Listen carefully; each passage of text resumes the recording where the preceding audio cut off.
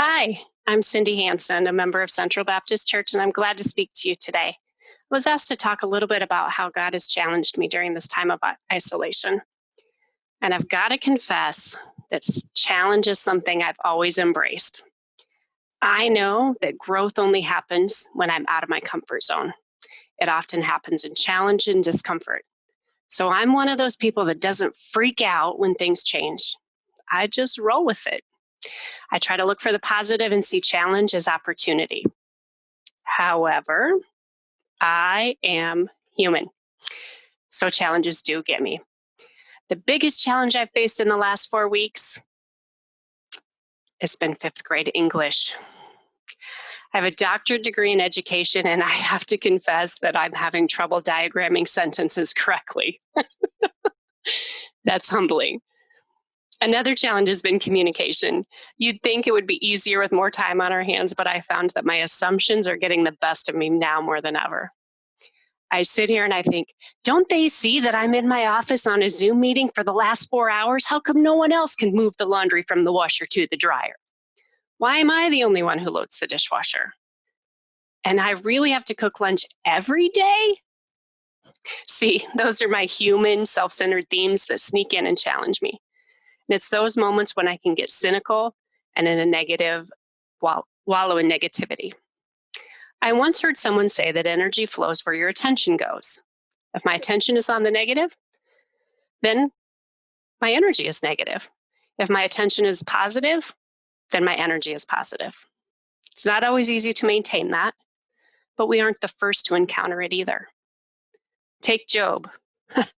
There's a guy who had some negative experiences.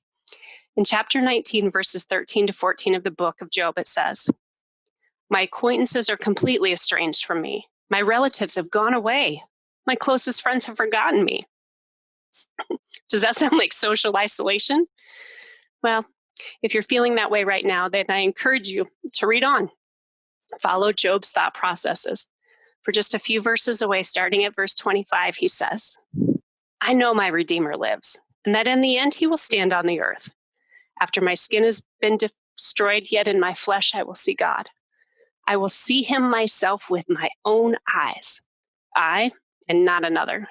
How my heart yearns within me." What a difference it makes when we shift our attention.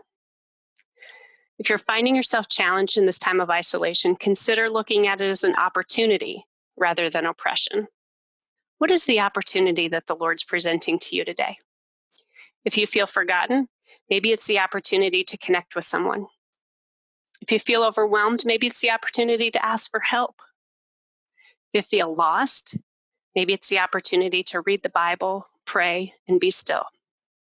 In this time with less rush to get to work, school, doctor, or wherever I'm going, I'm being intentional about spending time listening for God's voice and asking him to speak to me.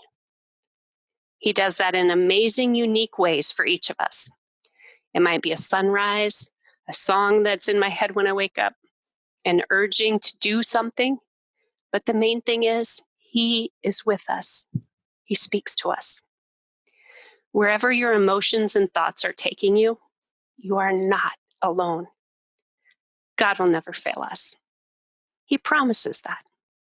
Put your attention on the promises.